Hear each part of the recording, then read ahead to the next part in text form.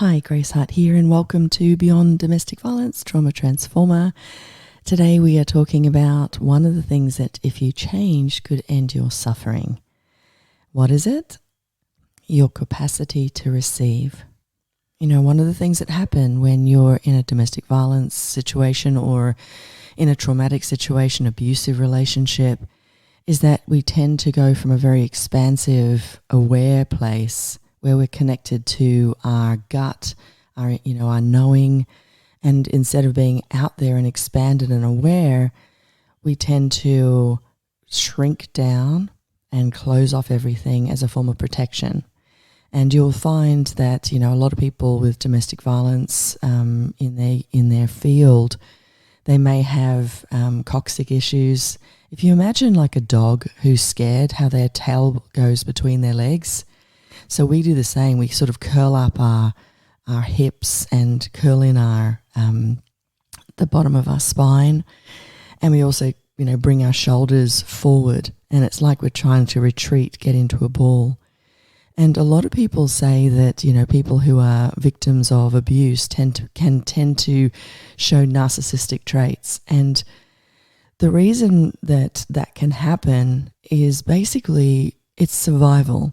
So you're going from an expanded aware where you're, caring about everyone and looking at everyone and contributing to this really fight, flight, freeze, fawn kind of balled in, hiding, curled up sort of body as well as being. And when you do that, you tend to go from out there to in here. So it's all about, how do I protect me? How do I keep me safe? How do I look at my external environment and control it to such an extent that I can bring some kind of feeling of safety, security, and support. And unfortunately, when we're in fight, flight, freeze, or fawn, instead of being expanded and open to possibilities and being able to see what's available to, remove yourself safely, we tend to stay and just become hyper-vigilant on how to survive the situation. Now, what happens when we sort of curl our coccyx in and we bring our shoulders forward and we sort of go into this really curled up state is we also shut down our ability to receive. Because receiving for people who are experiencing abuse hurts. So we kind of glump all receiving together. And we'd rather not receive, or we dynamically control our receiving. So if it looks and smells like this, I can receive it. If it doesn't, I won't. And the problem with that is that you're always in control.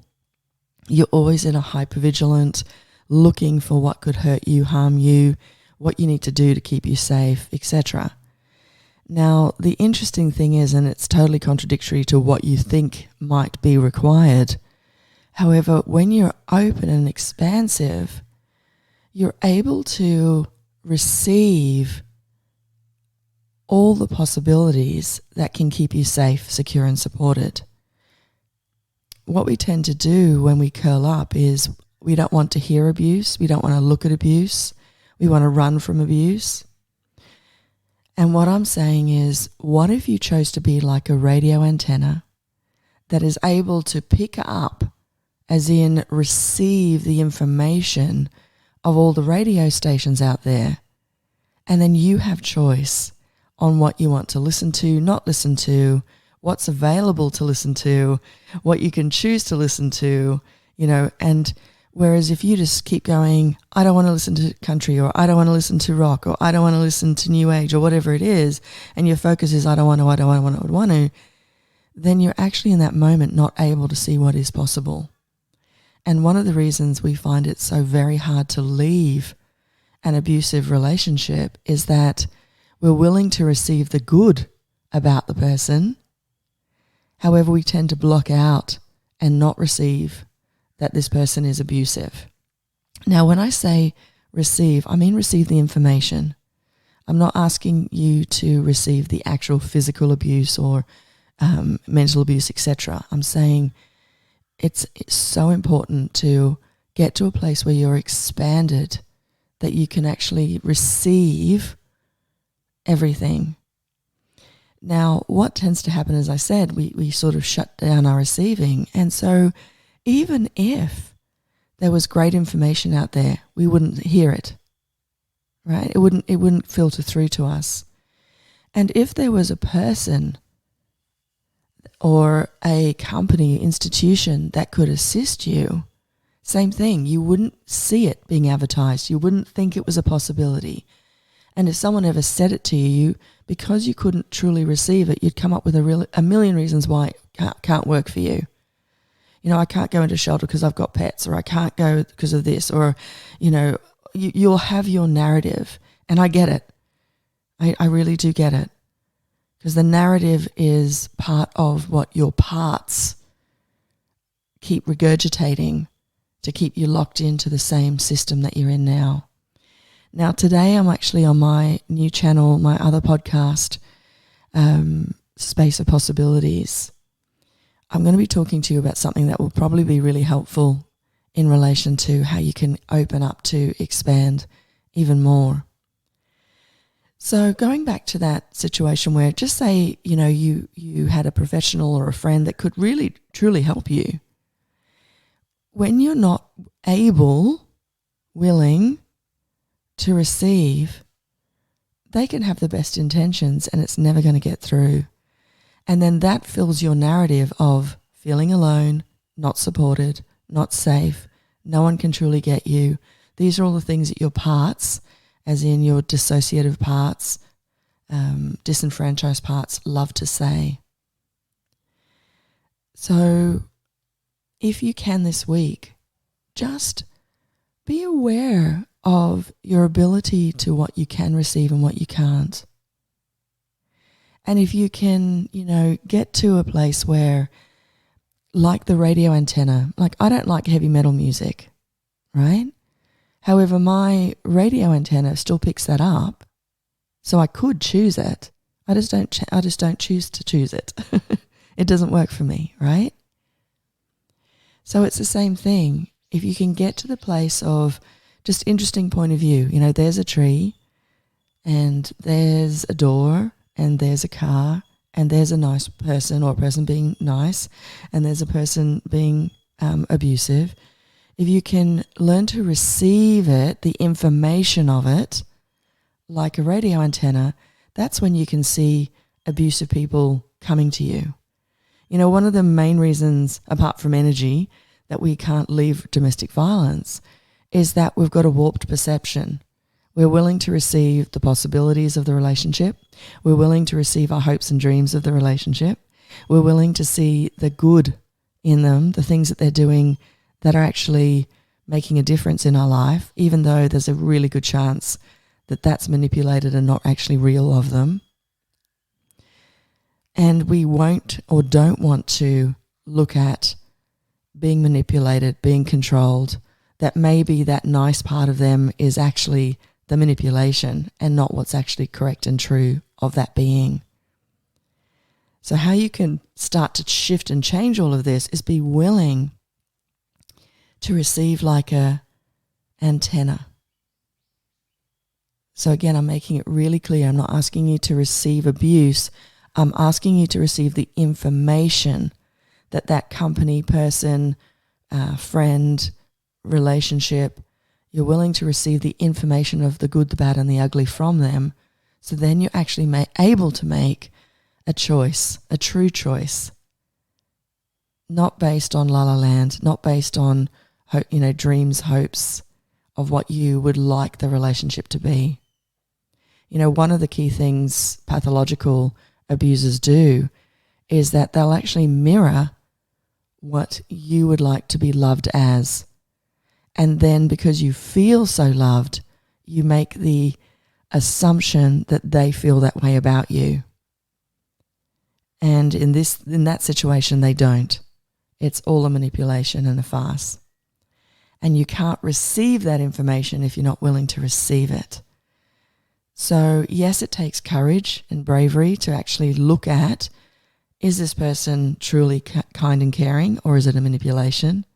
You know, what can I receive here? And if you are willing, and this comes with a warning, if you are willing to look at and maybe even ask the question, what is it that I am not willing to see about this person? Because we tend to look at all the things that we think are safe and we can control and what we're willing to receive. However, if we've got the narrative that we're just going to believe the story, the hopes, the la la land, we're blocking out receiving everything.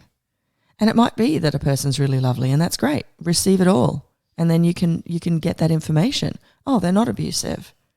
They are someone that's kind and caring. Great. However, when you're willing to receive all the information and you get the information they're manipulative or they're cruel or whatever it is, then that is how truly you protect yourself. Awareness is really your only protection. It'll give you the information on what and where to be, how to respond, and how to safely remove yourself. Whereas what we tend to do, as I said, is, especially with the domestic violence, one of the things is the love bombing. You know, they're so good at making you feel a certain way or portraying them a certain way. And so there's genuinely, you think, genuinely good in the relationship. And that's another reason why it's, it can be tricky to leave. So please don't make yourself wrong. You'll get it when you'll get it. You'll hear it when you hear it. And, for me, a lot of the information I got was well and truly after I left both my abusive relationships. So be kind to yourself. It's okay. And if you're willing to just up your receiving, ask, what would it take to receive more? And I can pretty much guarantee if you are struggling with domestic violence, you do have the narrative that you're alone, that it's hopeless, that there's no way out and people just don't understand how bad it is, that you'd leave if you could. I get it all. I've been there. However, what I'm saying to you is, what if 95% of what you're saying to yourself is just a part talking, a dissociative part talking? And that part does not have access to your smart brain or consciousness. It's only got access to a past memory of trauma. And so, of course, it's going to say to you, it's hopeless, it's helpless. And, of course, it's going to have all these really valid proving things on why it isn't safe to leave or you can't leave, etc. So one of the fun ways that you can look at receiving is pick things that you can trust are something that you can receive easily. So it might be, if you like some music, put music on and just lie down and just open up to the music. If you are able to be touched, massage is good, or yoga, some sort of body movement can bring you back to presence with the body. And, a lot of people who teach somatic response talk about 3 points. So one way to bring yourself into the present and not be into the la la land is 3 points. So it might be that you focus on something you're hearing, or something, and at the same time something you're tasting, and then maybe your hand on your legs. Or it might be one hand on your chest and you're feeling that, another hand on your leg, you're feeling that, and then you're aware of your feet on the ground, for example.